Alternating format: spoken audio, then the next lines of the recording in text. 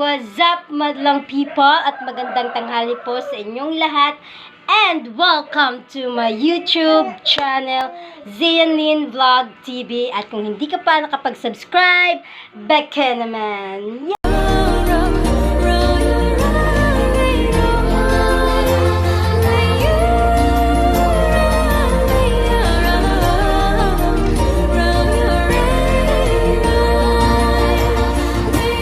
What's up?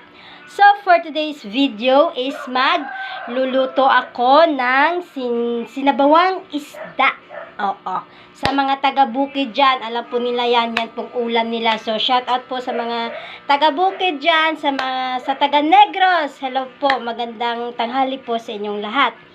So, sa ating pagluluto is, meron tayong ditong tugabang, kangkong, or dito sa amin sa bukid, ginatawag ni nga tinangkong. Dayon, malunggay. So, ito yung malunggay natin. At alugbate. So, nandito din yung fish natin. So, ito yung isda natin. Meron siyang tubig kasi na-ice. So, bago tayo magsimula, anin muna natin tong kaldero natin. Lagyan natin ng tubig. So, hi again. So, ito na nga, meron ng tubig ang ating kaldero. So, ilalagay na natin siya dito sa ating lulutuan. Okay, atin siyang takpan. And then, paandarin na natin yung apoy.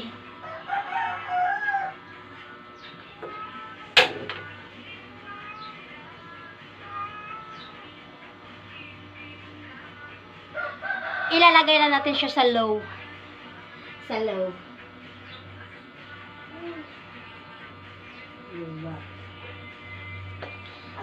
So, ngayon, atin na itong mga ingredient natin. So, ito, hihiwain ko siya. Depende sa inyo kung hihiwain nyo rin, kasi yung iba hinihiwa, yung iba hindi na. So, dito sa amin sa bukid, hinihiwa namin. Ayan. Hiwain natin siya ng mabilis. Tapos, ito yung labas niya, guys. Then, ilalagay natin siya dito sa ating lalagyan. Ito na siya, guys. Then, ilalagay lang natin siya sa tabi.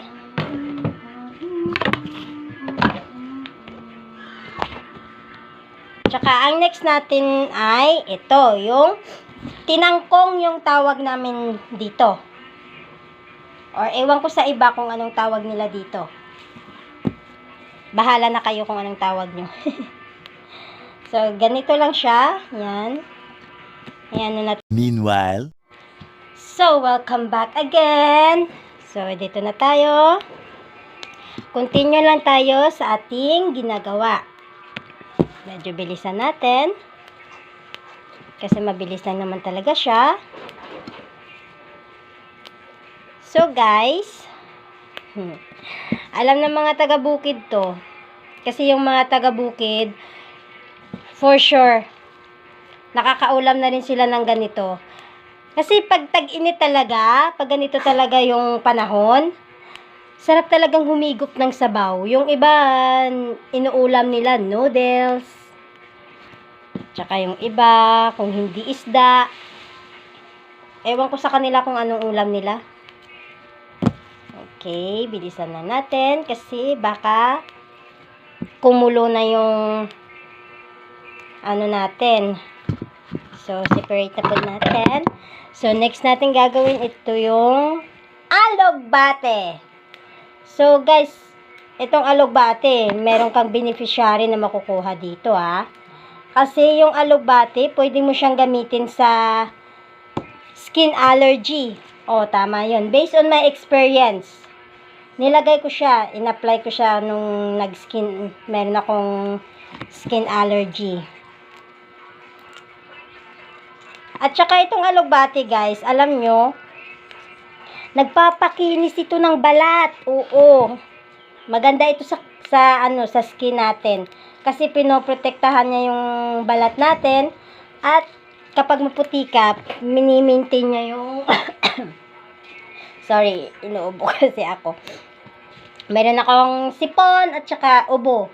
Pero okay lang yun. Continue pa rin tayo. Charot lang. So sabi nga guys, itong alugbate, kapag ginamot mo siya in-apply mo siya sa yung skin allergy, ordinary lang gamot to ha. Kailangan nyo pa rin magpatingin sa doktor kasi baka ano lang yung sa inyo. Kasi sa akin, bago ko rin siya in-apply, nagpakonsulta rin ako sa doktor. Kasi yung allergy ko, galing sa pagkain. Oo. Mayroon sa mga pagkain na ina-allergy ako. Kasi lahat naman tayo may allergy. Yung iba sa alikabok, tapos yung iba, ewan ko kung sa ano yung allergy nila.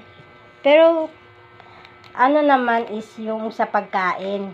Oo, marami talaga sa pagkain. Ina-allergy sa pagkain. Tsaka yung iba, allergy sa balahibo ng mga hayop. Yun. So, ito guys, huhugasan muna natin to. Kasi kailangan itong hugasan. So, hugasan natin siya. Kasi parang kumulo na yung ano natin. Yung iniinit natin is kumulo na. So, hugasan lang natin siya guys para maging malinis siya. Kailangan kasi talaga hugasan ng mga ito.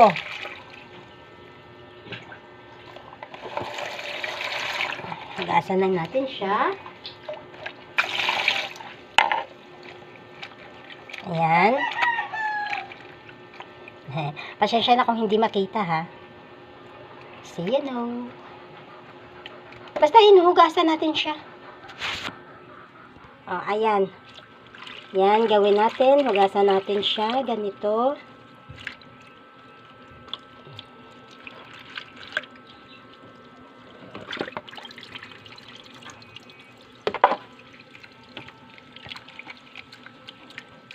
Para maging malinis siya guys, kailangan talaga siyang hugasan. Same din dito.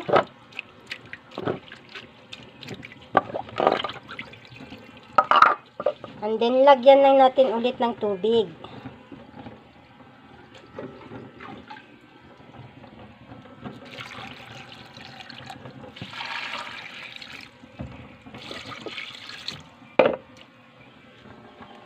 At, ilagay na nga natin siya dito.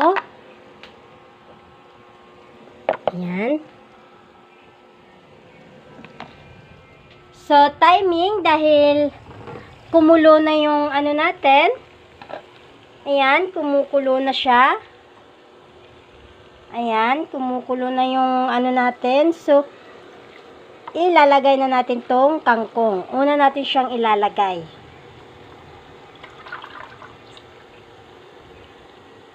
Ayan, ilalagay natin siya dito sa ating ayan. Tapos, hintayin lang natin na kumulo ulit. So, ang next po natin is itong balunggay. So, dito sa balunggay, dito yung tawag sa amin, sa bukid. Pero sa Tagalog is malunggay or ano pang tawag nyo dito. Dito sa malunggay, guys, marami ka talagang beneficiaryong makukuha dito. Marami. Kasi, the best talaga to si malunggay. Kasi kapag meron kang high blood, or mababa yung blood, ano mo, pwede mong gamitin si malunggay. Pwede mo siyang i-mix sa mga iniinom mo. Kapag umiinom ka ng gatas, or kape, pero bawal siyang i-mix sa sa inumin. Bawal yun. Kasi dito kay malunggay, kapag mababa yung, yung red blood mo, makakatulong talaga si malunggay dito. At kapag may high blood ka naman, or mataas yung sugar mo, pwede mo siyang gamitin. Pwede mo siyang gamitin, tubig. Gawin mo siyang tubig. Pakuluan mo lang siya ng kahit mga 3 minutes or 5 minutes na pakulo sa kanya. Tapos, pag kumulo na siya, yung tubig niya, yung ng malunggay, yun yung gawin mong tubig or i-mix mo sa iniinom mo. Like sa gatas or sa kahit saan mo siya i-mix, wag lang sa mga alak. Ibang usapan na 'yon.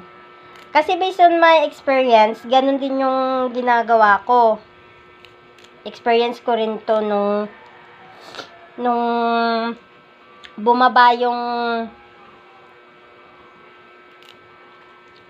red blood ko, tumaas naman yung white blood ko. Ito yung in-apply yung malunggay. Kasi the best talaga to si malunggay. Marami ka talagang makukuhang beneficiary dito. Lalo na kay alugbate. Si alugbate, pwede mo rin siyang gamitin sa kapag mayroon kang kati-kati or ang tawag dyan. Basta dito sa amin, kati-kati yung tawag, yung parang may yung may mata, yun. Pwede nyo gamitin si alugbate. Dikdikin nyo lang ho siya ng pinong-pino. Oo, didikdikin nyo siya. Tapos, yung si mama mo. pagkatapos nyo siyang dikdikin, si mama mo, be?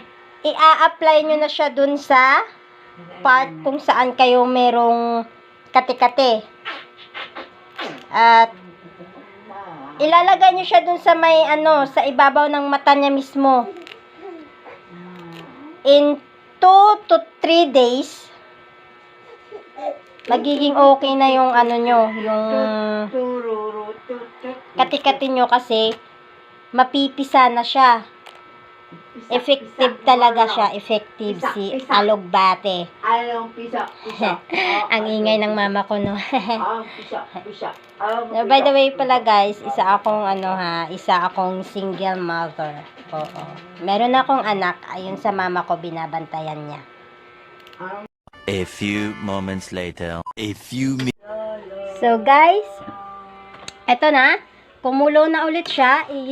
Isusunod natin si mamaya pag kumulo na ulit siya, isusunod natin si malunggay at si isda. Okay? Meanwhile, so ito na guys, nalunod na natin yung malunggay tsaka yung isda natin. So ngayon, titimplahin natin siya ng magic syrup. Nasakin ng tunay na magic. Charot. Chika lang yun. few minutes later. So, ayan guys, after 5 minutes, luto na yung ating sinabawang isda na merong malunggay, alugbate, tinangkong, at saka tugabang. Meanwhile, So guys, ngayon tapos na po ang ating sinabawang isda.